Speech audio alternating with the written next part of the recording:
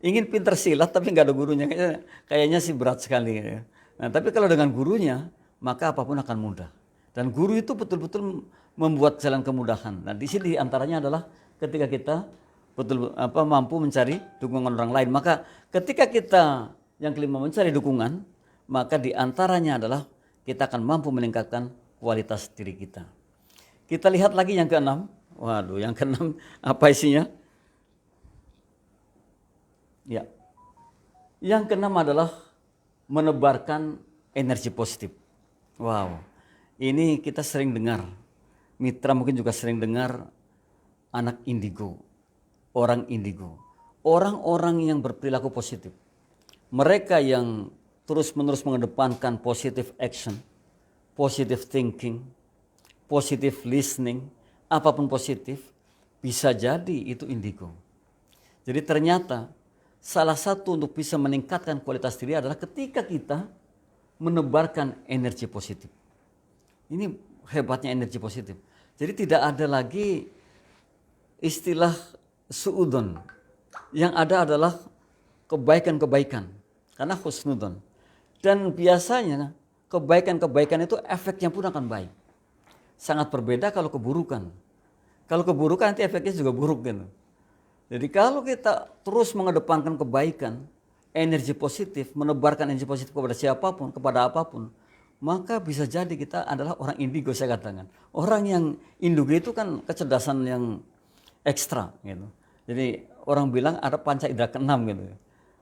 Ini orang bilang seperti itu. Tapi siapapun kita yang betul-betul mengedepankan positifnya, maka dia tidak akan lari dari kata indigo itu.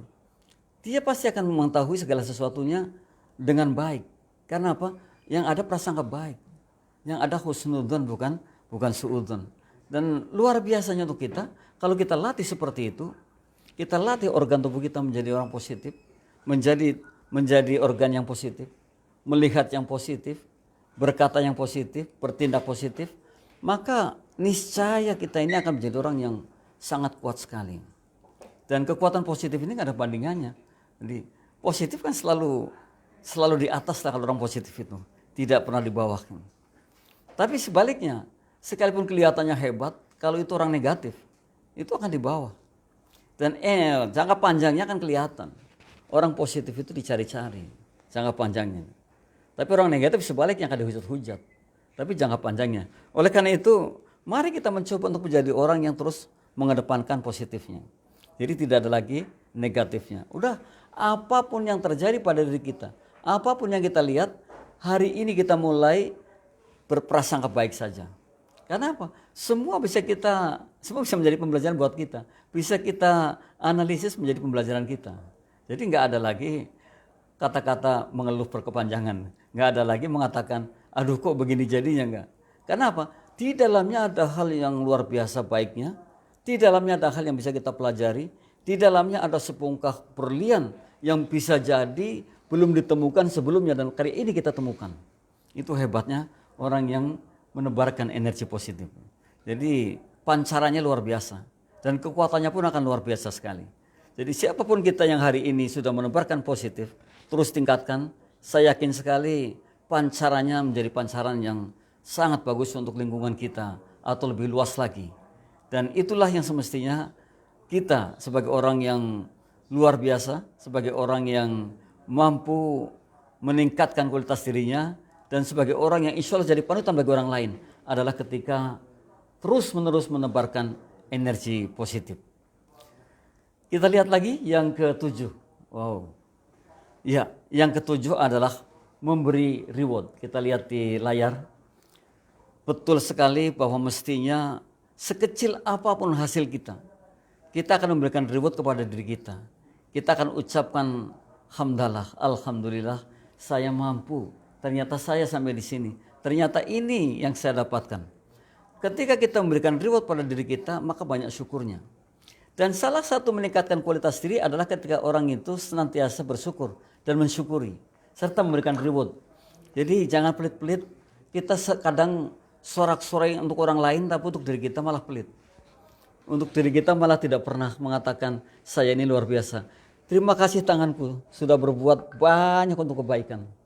Terima kasih mataku sudah untuk melihat kebaikan. Sehingga saya bisa membaca hal-hal baik dan saya hari ini mendapatkan sesuatu yang baru yang baik pula. Mestinya seperti itu. Jadi reward ini penting. Reward ini kan reward itu hadiah. Gitu. Ya, kapan kita berikan hadiah pada diri kita? Kan? Ya, mestinya setiap kita bisa mengerjakan sesuatu, setiap kita menghasilkan sekecil apapun hasilnya, kita langsung berikan reward. Dan bahkan ketika kita bisa melangkah saja, alhamdulillah ya Allah, saya bisa melangkah sampai di sini, berikan reward. Itu adalah reward yang paling terbaik. Jadi jangan sempit cara berpikirnya. Jadi reward itu jangan kemudian disimilarkan atau disamakan dengan hadiah yang diberikan kepada orang berupa ini berupa itu. Nah, tidak seperti itu. Termasuk kita mensyukuri apa yang telah kita perbuat saja sudah reward pada diri kita. Ini mesti kita biasakan. Maka para pebijak mengatakan, coba tulis 3 kali 3 ini. Artinya 3 kali kata-kata syukur. 3 kali saja. Umpamanya kata syukur tentang apa yang hari ini kita raih. Kemudian kita mengucapkan hamdalah. Kemudian kita mensyukurinya. Kemudian kita ingin bahwa apa yang kita raih ini mudah-mudahan manfaat. Bukan hanya untuk diri kita tapi maslahat, tapi keramaian, tapi untuk orang banyak. Jadi mestinya seperti itu. Jadi reward ini sangat perlu sekali. Dan mitra dan juga sahabat dari dinas sosial yang bergabung saat ini, mulailah kita memberikan reward pada diri kita manakala kita hari ini bisa mengerjakan sesuatu dengan mungkin kemudahannya, dengan baiknya. Kita sampai hampir jam 3 sore hari ini masih sehat walafiat. Maka puji syukur juga kita berikan pada diri kita. Kita bisa berbagi sampai kepada teman-teman kita bisa bagi apapun yang kita miliki. Maka yang ada adalah wujud syukur. Dan ketika aksi itu dan pikiran itu terus kita kedepankan, maka kita termasuk orang yang mampu meningkatkan kualitas diri kita. Jadi kualitas diri diantaranya memberikan reward. Ternyata itu. Jadi tidak memaki-maki diri, tidak menyesali diri, dan bahkan yang kita sayangkan terkadang hal kecil saja kemudian dipikirkan sampai berlarut-larut, berjam-jam. Maka ada hikmah yang mengatakan, saudaraku, jika Anda marah 1 menit, maka Anda kehilangan kebahagiaan 60 detik. Ini luar biasa banget. Kalau marah 1 menit, kehilangan kebahagiaan 60 detik. Dan kalau marahnya 1 jam bagaimana? Berapa detik kita kehilangan kebahagiaan? Dan ternyata ini bisa googling barangkali sahabatku semua. Orang yang marah ternyata itu mengurangi segalanya. Mengurangi tenaga kita, mengurangi aura positif kita, mengurangi kekuatan kita, mengurangi jatah yang mestinya kita sehat jadi sakit, segalanya. Wah, luar biasa. Jadi siapapun yang hari ini sering marah-marah nih, maka obatnya adalah kita bahagia saja. Karena apa? Tadi saya katakan, kalau kita marah 1 menit, kehilangan kebahagiaan 60 detik. Kalau marah 3 menit, ya dikalikan aja. Kalau marah 1 jam tadi, wow. Maka kemudian kita akan menjadi orang yang cepat sekali loyo. Karena apa? Mungkin saja kita sering marah. Kita menjadi orang yang tidak sehat, bisa jadi karena kita sering marah, sering tidak berpikiran positif, sering tidak berprasangka positif. Yang ada negatif dan negatif terus. Kalau yang ada negatif terus, ya tentu tidak akan baik pada jiwa kita atau mental kita, atau bahkan fisik kita pun akan terpengaruh dengan itu. Oleh karena itu, yang ke-7 ini memberi reward bagi kita atas hal kebaikan-kebaikan, dan ucapan hamdalah diperlukan agar kita bisa meningkatkan kualitas diri kita. Yang ke-8, masih ada 2 lagi. Nah, ini penting juga, ternyata melakukan pengukuran pertumbuhan dan perkembangan. Artinya begini, kita ukur, kita bandingkan perbuatan-perbuatan baik kita, sukses kita hari ini, mungkin dengan minggu yang lalu, hari yang lalu, atau saat yang lalu. Jadi kita mesti ada ukurannya, ada takarannya. Seberapa jauhkah, seberapa besarkah perubahan saya atau kemanfaatan saya dibandingkan sebelumnya. Ya. Sekalipun kita paham bahwa kemarin ya memang sudah histori lah, sudah sejarah. Besok masih misteri, kita nggak tahu persis. Hidup adalah hari ini betul-betul hidup. Yang realita kehidupan nyata hidup adalah hari ini. Namun kita bisa mengukur, kita bisa komparasi apa yang kita buat hari yang lalu dengan hari ini. Dan bahkan untuk hari esok. Agar apa? Hari esok akan lebih baik lagi, akan lebih bagus lagi, hasilnya akan lebih top lagi dibandingkan hari ini. Karena sungguh bahwa kata Rasulullah, kalau hari ini sama dengan kemarin saja sudah termasuk rugi. Mestinya kan lebih baik gitu. Nah, ini kita mencoba untuk melakukan pengukuran pertumbuhan dan perkembangan kita. Jadi kita ukur semuanya. Ya. Kita ukur perbuatan-perbuatan baik kita masa lalu. Kemudian kita bandingkan saat ini. Kalau saat ini ternyata lebih kecil dibandingkan masa lalu kita atas perbaikannya atau perbuatan baiknya, kita perlu merenung. Berarti ada sesuatu yang salah pada hari ini. Lalu di mana kesalahan kita? Ini perlu direnungi. Dan kalau sudah seperti itu, mestinya kemudian kita temukan. Dan hari esok harus jauh lebih baik dibandingkan hari ini. Kita sudah bersiap untuk hari esok. Semoga bisa mendapatkan hari esok, bisa melihat hari esok, bisa menikmati sinar pagi hari esok. Kan seperti itu doa kita ini. Oleh karena itu kita rencanakan di hari ini. Ya sekalipun semua umur ini hak prerogatif Allah, namun paling tidak kita punya perencanaan untuk hari esok. Mudah-mudahan saya tadi kita berdoa mudah-mudahan ketemu hari esok.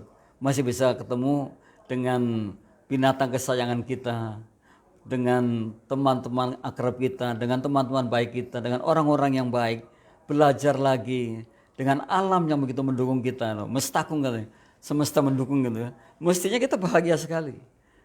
Jam 3 pagi bangun itu Masya Allah luar biasa. Kita ucapkan terima kasih dengan segalanya. Kita sudah tidur dengan nyenyaknya. Kita sudah terbuai dengan mimpinya. Hari ini kita bangun, nah, kita akan betul-betul melewati hari yang akan kita lewati dengan baik sebaik-baiknya. Nah inilah ketika kita mampu melakukan pengukuran pertumbuhan dan perkembangan kita. Jadi jangan sampai kita tidak pernah komparasi. Jangan sampai kita tidak pernah, katakanlah gini, kita tahu bahwa apa yang kita perbuat kemarin dengan kita perbuat hari ini ternyata perbandingannya seperti ini. Kita tahu yang seperti itu. Sehingga ke depan akan lebih baik dan lebih baik. Apalagi kalau kita punya rencana yang harus kita golkan. Maka tidak ada kata tidak untuk bisa terus membandingkan atau terus komparasi. Sehingga rencana yang akan kita golkan itu akan lebih cepat kita dapatkan. Yang ke-9 ya, yang terakhir nih mitra, kita lihat yang ke-9 adalah menggolkan rencana matang kita. Betul. Jadi tadi yang sudah kita rencanakan, yang sudah kita planningkan, toh kita sudah berkualitas. Kita juga mampu meningkatkan kualitas kita. Di antara untuk bisa meningkatkan kualitas diri adalah ketika kita mampu mengegolkan rencana matang kita. Ya kan orang yang berkualitas itu kan nggak bisa mengegolkan impiannya. Orang yang berkualitas itu pasti mampu, pasti bisa. Oleh karena itu, salah satu cara untuk meningkatkan kualitas diri kita adalah ketika kita mampu mengegolkan rencana matang kita. Ini orang berkualitas. Orang berkualitas tadi saya katakan orang pilihan. Dimanapun akan dipilih. Dan kalau saya mengatakan bisa mewarnai. Dan kalau hari ini saja kita belum bisa mengegolkan satu rencana kita, atau rencana matang kita, atau prioritas kita, berarti kita belum bisa meningkatkan kualitas diri kita. Tadi saya katakan ada yang salah nih kalau begini. Ini yang ke-9, mengegolkan rencana matang kita. Jadi tadi kalau dari awal sampai di akhir, tentu kita sudah banyak tahu bahwa kita adalah orang-orang yang memiliki cara untuk meningkatkan kualitas diri kita. Dan yang ke-9 ini adalah kita mampu mengegolkan rencana matang kita.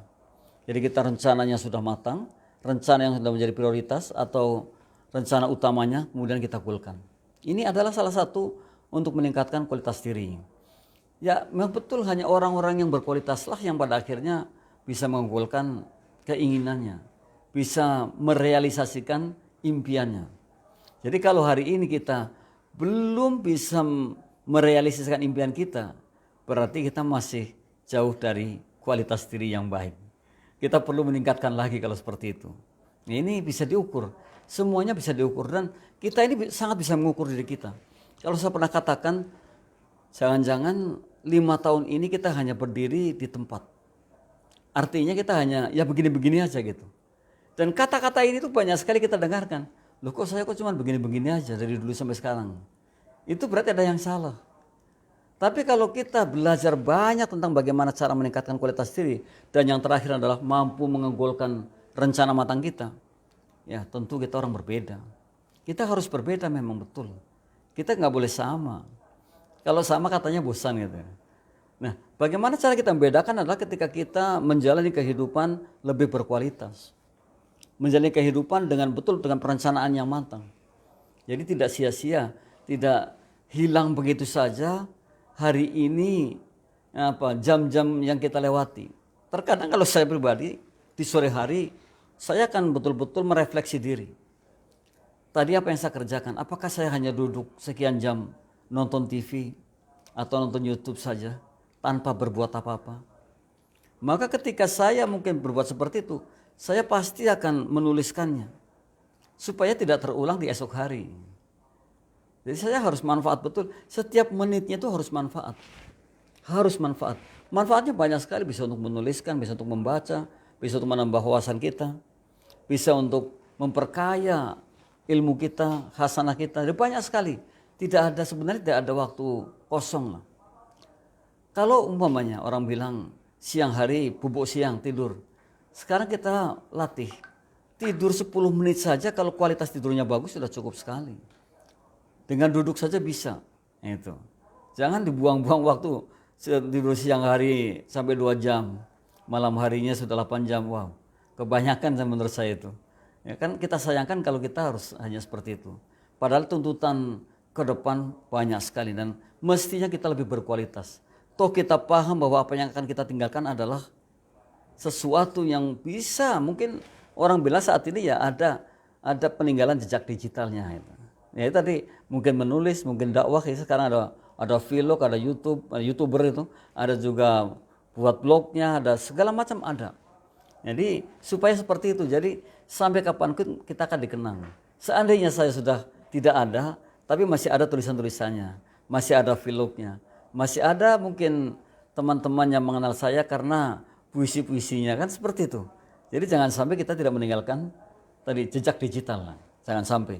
Saat ini adalah saat yang tepat untuk kita untuk bisa meninggalkan jejak digital, dan untuk kita semua mestinya adalah orang-orang yang terus berkiprah dalam hal itu.